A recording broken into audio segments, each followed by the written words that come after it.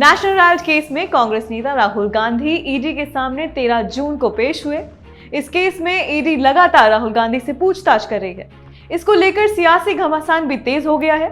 एक तरफ जहां कांग्रेस नेताओं ने सड़क पर उतरकर मार्च किया, तो वहीं दूसरी ओर बीजेपी जोरदार निशाना साधे हुए है।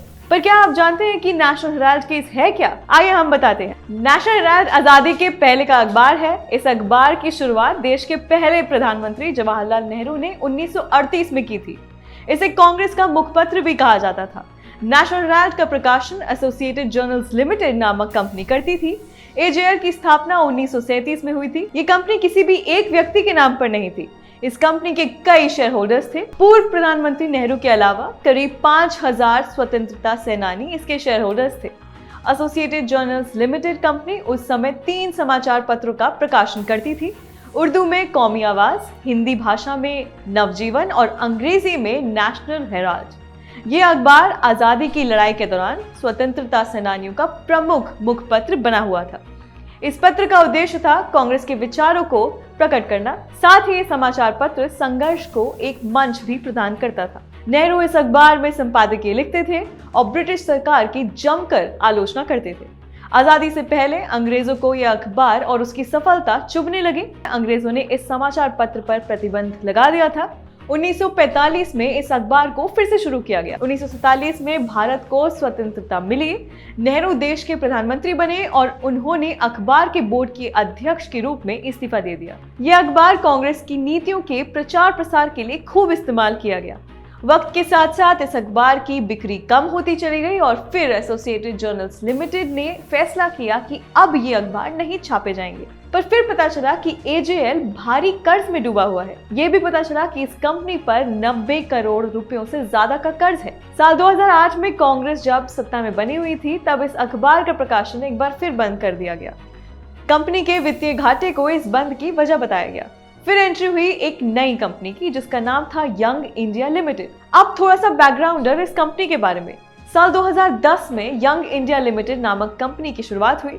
राहुल गांधी उस समय कांग्रेस के महासचिव थे और वही इस कंपनी के डायरेक्टर भी बने। इस कंपनी की स्थापना 5 लाख रुपयों से की गई थी। इस कंपनी का 38% शेयर राहुल गांधी के पास, 38% शेयर उनकी मां सोनिया गांधी के पास था। बाकी 24% शेयर बाकी कांग्रेस के नेताओं के पास था। इन नेताओं में शामिल थे मोतीलाल वोरा, ऑस्कर फर्नांडिस और कई ऐसे कांग्रेसी नेता जिनका अब निधन हो चुका है। अब सवाल यह है कि आखिर ये अखबार और उसका पब्लिकेशन विवादों में कैसे आया और कब? साल 2012 में बीजेपी नेता सुब्रमण्यम स्वामी ने निचली अदालत में एक शिकायत दर्ज कराई।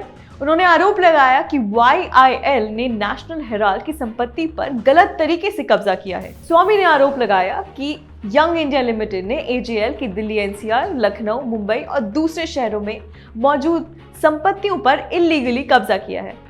उन्होंने ये भी कहा कि एजेएल को अवैध ऋण दिया जाता था। अब जानते हैं कार्रवाई के लंबे सिलसिले के बारे में।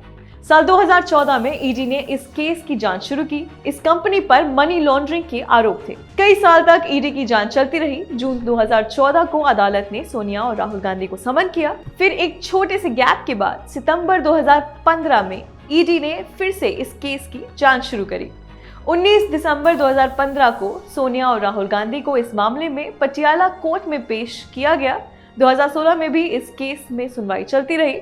सुप्रीम कोर्ट ने सोनिया गांधी और राहुल गांधी के खिलाफ चल रहे मामलों की सुनवाई पर रोक लगाने से इनकार कर दिया।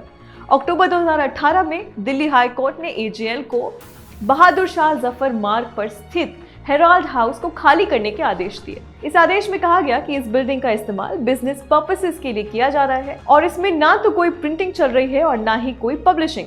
फरवरी 2019 में गांधी परिवार इस फैसले के खिलाफ दिल्ली हाई कोर्ट पहुंचा। 5 अप्रैल 2019 को सुप्रीम कोर्ट ने दिल्ली हाई कोर्ट के इस आदेश पर रोक लगा दिया। 1 जून 2022 को ईडी सोनिया और राहुल गांधी को हाजिर होने का नोटिस भेजती है और 13 जून को राहुल गांधी दिल्ली के ईडी दफ्तर में पेश होते हैं। अगर आपको ये वीडियो पसंद आया तो इस वीडियो को लाइक करिए और ऐसी अपडेट्स जानने के लिए देखते रहिए ABP लाइव।